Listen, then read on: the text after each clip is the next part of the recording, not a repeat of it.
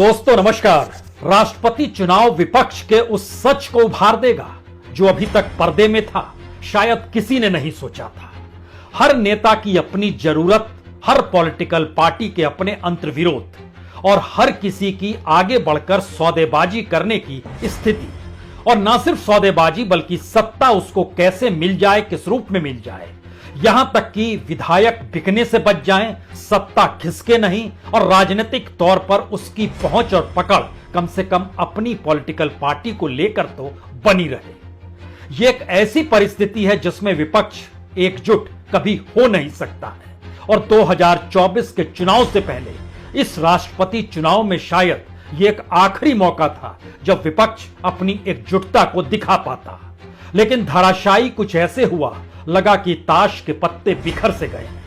यानी इस देश के भीतर में मुद्दों को लेकर और इस देश में राजनीतिक सत्ता को तानाशाह के कटघरे में खड़ा करने से लेकर हर मुद्दे के आसरे अगर परखना शुरू कीजिए तो विपक्ष बार बार पटकनी खाते चला गया। वो मुद्दा कमंडल और मंडल के दौर का हो या मंडल को बीजेपी द्वारा हड़पने का हो, ओबीसी की सियासत हो या फिर ईडी की चाल हो, या फिर दलितों को साथ लेकर चलने की सोच हो, या जाटव माइनस दलितों का जिक्र हो, या यादव माइनस ओबीसी का जिक्र हो। ध्यान दीजिए तो स्थितियां बदलते पलटते हुए शिवसेना तक जा पहुंची और स्थिति इतनी नाजुक हो गई कि जो शिवसेना राजनीतिक गठजोड़ सत्ता के लिए तोड़ती है, वही सत्ता जाने के बाद खुद को बचाने के लिए बीजेपी के उम्मीदवार के साथ खड़े होने से हिचकती नहीं है। अगर हर नेताओं को परखना शुरू कीजिएगा तो आपको अपनी हथेली खाली मिलेगी। कोई भी दूसरे के साथ नहीं खड़ा है।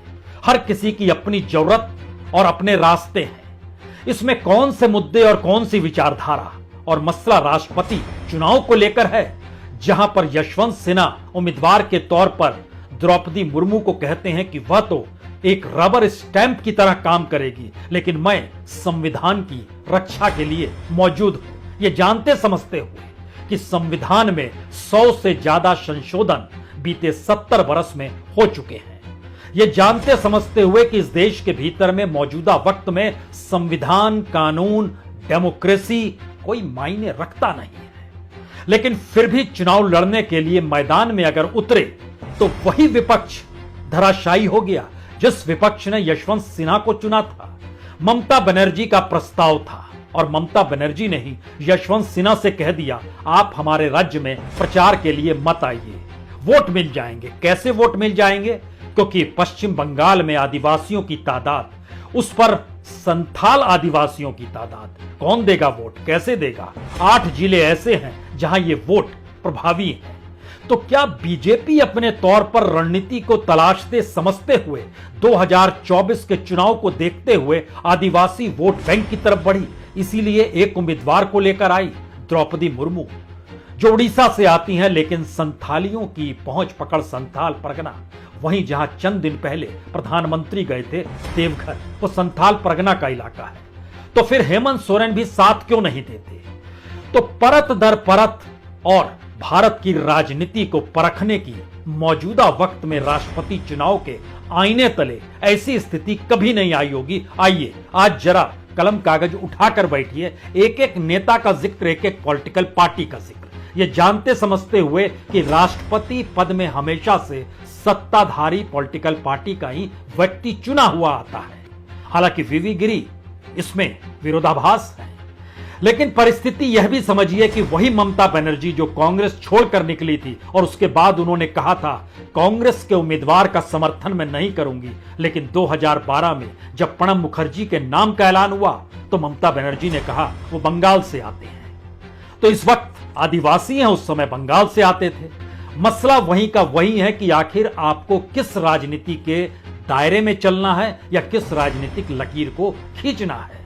कोई नई लकीर 2024 के लिए अगर नजर ना आए, जो कच्चा चिट्ठा आज हम आपको बताने और सुनाने वाले हैं, तो उसके बाद 2024 के परिणाम अभी से आप दीवारों में चस्पा कर सकते हैं। नवीन पटनायक, उनके राज्य में बीजेपी की पहुंच पकड़ जरूरत नहीं है, लेकिन नवीन पटनायक को केंद्र से मदद चाहिए। विपक्षी राजनीतिक दलों से उनका कोई जोड़ नहीं है। कांग्रेस वहां पर विरोधी पॉलिटिकल पार्टी के तौर पर है, तो नवीन पटनायक के वोट अक्सर मिलते रहे हैं एनडीए को, वो साथ खड़े हो या ना हो। दूसरे हैं जगन मोहन रेड्डी, वहां पर भी चले जाइएगा तो बीजेपी विपक्ष में खड़ी हुई नहीं है। कांग्रेस जरूर खड़ी है, लेकिन यह दोनों पॉलिटिकल पार्टी यानी बीजेडी और वाईएसआर कांग्रेस अगर एक साथ एनडीए के आ जाती तो यूं ही वोट मिल जाते। सवाल था कि दरअसल इससे पहले उम्मीदवार जब चयन किया जा रहा था तब वोट एनडीए के पास नहीं थे, लेकिन इन दोनों को बना लिया जाएगा यह भरोसा जरूर था।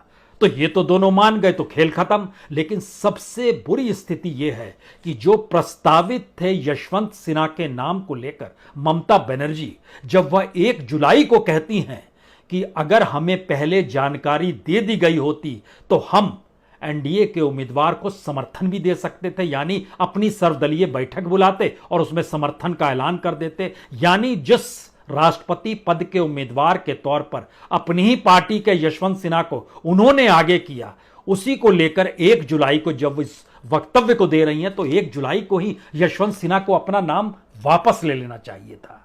यह समझते हुए कि दरअसल यह जीत हार वाला मसला राष्ट्रपति चुनाव में नहीं होता है, गुप्त मतदान होता है। अपनी इच्छा अनिच्छा पे वोट डाले जाते हैं, किसी तरह का कोई व्हिप जारी नहीं होता है और किसी को पता भी नहीं चलता है।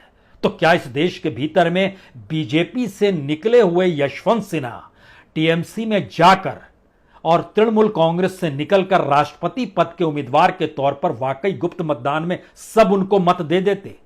बोलने की जरूरत क्या थी, लेकिन एक एक करके देखिए हर कोई कैसे बिखरता चला गया। उद्धव ठाकरे अपने ही सांसदों से मात खा गए, क्योंकि उनके अपने विधायक उन्हें पहले ही मात दे चुके थे शह की चाल के तौर पर। वहां उन्होंने कह दिया अब हम एनडीए के उम्मीदवार यानी बीजेपी के उम्मीदवार द्रौपदी मुर्मू के साथ हैं।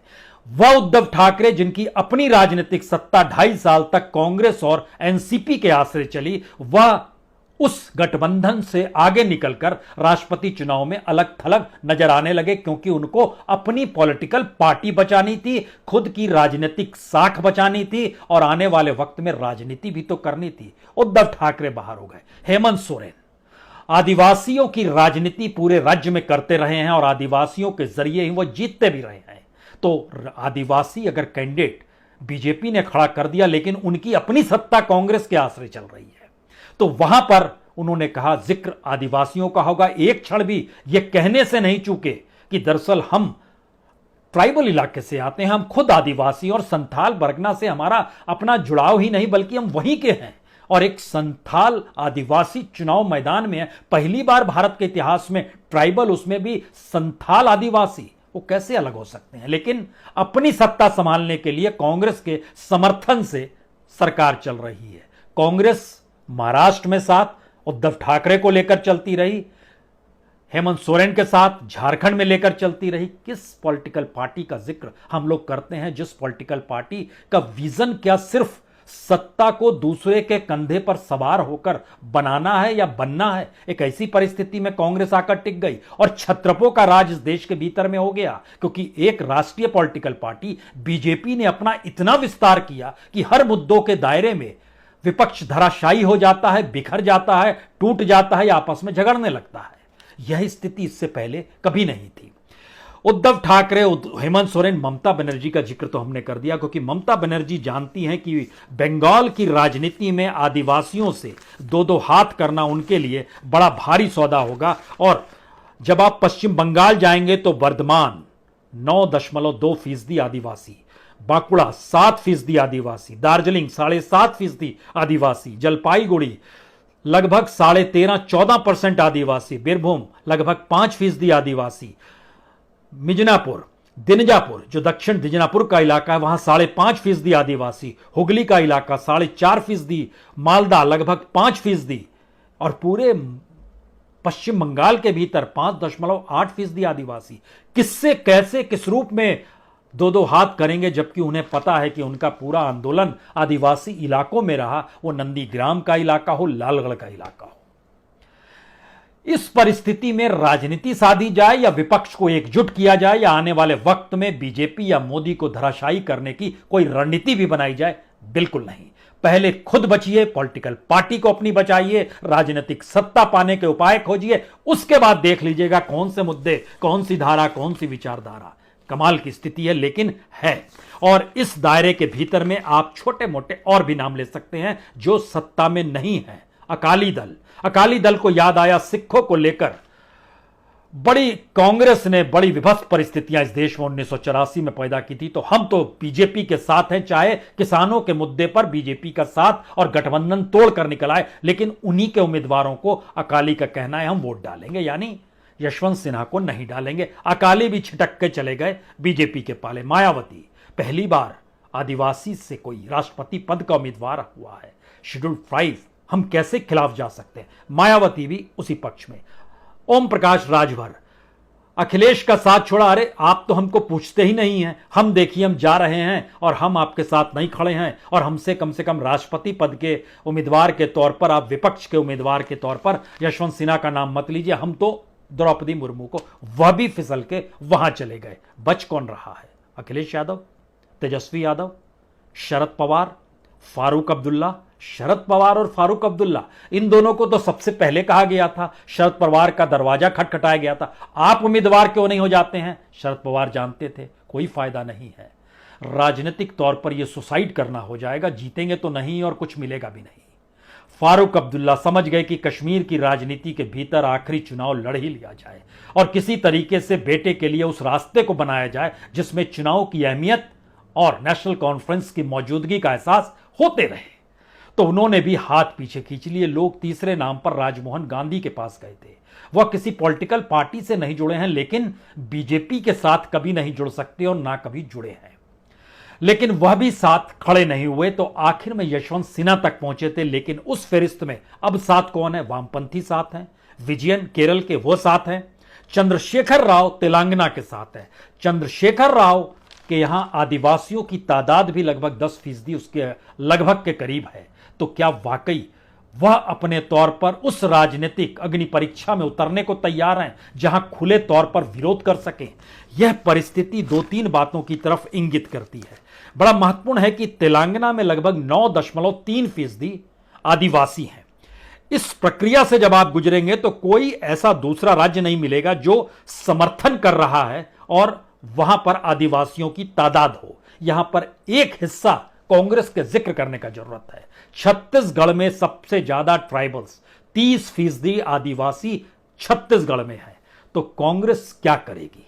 बघेल है वहां पर और उनके विरोध में एक आदिवासी नेता कांग्रेस का भी है जिसे लगता था कि वह भी मुख्यमंत्री बन सकते हैं। जिस तरीके से एक उनके दूसरे साथी को लगता है कि वह भी मुख्यमंत्री बन सकते हैं। तो आपस में उलझी हुई कांग्रेस, जो कि अपने तौर पर भारत की राजनीति में वैकल्पिक विचारधारा देना चाहती है, वह भी इस दौड़ में अलग थलग पड़ती चली गई। जो राष्ट्रपति के चुनाव का जिक्र था, यहां कांग्रेस का जिक्र करते हुए राजस्थान का जिक्र भी जरूरी है। यानी छत्तीसगढ़ में 30% आदिवासी, तो राजस्थान में 13.5% आदिवासी। तो कांग्रेस क्या करेगी? कांग्रेस बीजेपी के साथ खड़ी हो नहीं सकती है, वह एनडीए के उम्मीदवार का समर्थन कर नहीं सकती है, वह मोदी के निर्णय के साथ खड़ी हो नहीं सकती है, क्योंकि एकमात्र राष्ट्रीय पार्टी है जो मैक्सिमम यानी ज्यादातर राज्यों में बीजेपी के खिलाफ खड़ी है। और अब जो चुनाव होने वाले हैं उसमें गुजरात हो, राजस्थान हो, छत्तीसगढ़ हो, हिमाचल प्रदेश हो, सभी जगह तो बीजेपी और कांग्रेस को ही आमने सामने होना है और 2 राज्य तो उसके पास हैं। लेकिन कांग्रेस की मुश्किल उसके अपने ही अपनों के विरोधी हैं। सचिन पायलट गहलोत के खिलाफ और दूसरी तरफ बघेल के खिलाफ वहां राज्य के 2 विधायक मंत्री भी साथ में खिलाफ हैं। वह भी सोचते थे कि हम भी मुख्यमंत्री बन सकते हैं, उसमें एक तो आदिवासी ही है। लेकिन इन परिस्थितियों से हटकर जैसे ही आप विपक्ष की लकीर को मोटा करना चाहेंगे, आपके जहन में एक आम आदमी पार्टी का नाम आ ही जाएगा।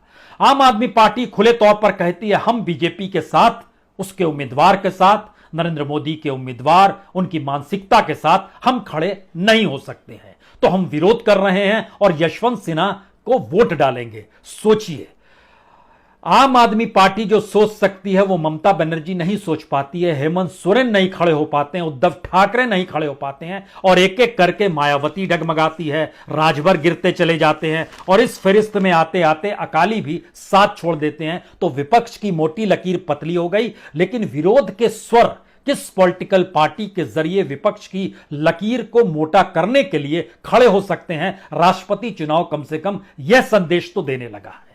लेकिन फिर उसके बाद दोबारा लौटिए उन परिस्थिति में जहां पर सबसे बड़ा सवाल है कि 2024 तक ये सभी तो आपस में ही लड़ने लगेंगे। हर राज्य में इनकी पॉलिटिकल पार्टी एक दूसरे के खिलाफ खड़ी होती नजर आएगी। अब महाराष्ट्र में क्या होगा? क्या वाकई एनसीपी और कांग्रेस के अलावे कोई तीसरा